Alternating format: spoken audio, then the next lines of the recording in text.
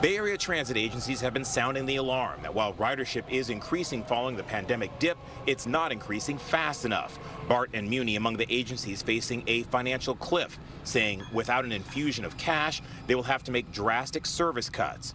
On Monday, State Senator Scott Wiener from San Francisco introduced a new bill, temporarily charging more to commuters using Bay Area bridges to help pay for mass transit.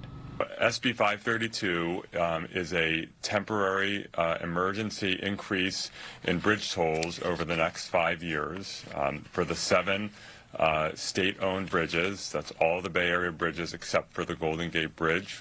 Senator Wiener says the state legislature has already pledged to cover part of the shortfall for transit agencies, but he says it's not enough. The senator says his plan will raise an estimated $900 million over the next 5 years, helping to shore up the transit systems on which the Bay Area relies.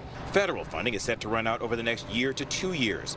Agencies like Muni say without additional funding, they'll be forced to cut transit for riders who tend to be lower wage earners and who rely on transit to get to and from work. Service cuts would be devastating to these riders who rely on transit the most.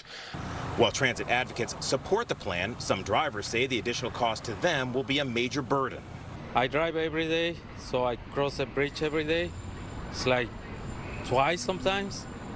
It's already $14, you know, so raising it up another $1.50, it's like it's gonna break my bank.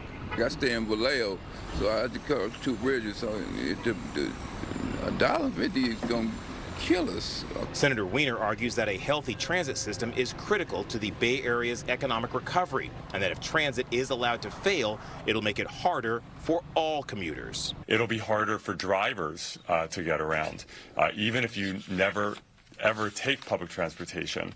If public transportation service levels collapse, drivers will experience a ton more congestion. Senator Wiener has stressed that his toll increase would be temporary and says voters will eventually have to decide on a permanent, sustainable funding model for transit here in the Bay Area. We're live in San Francisco. Christian Cafton, KTVU, Fox 2 News.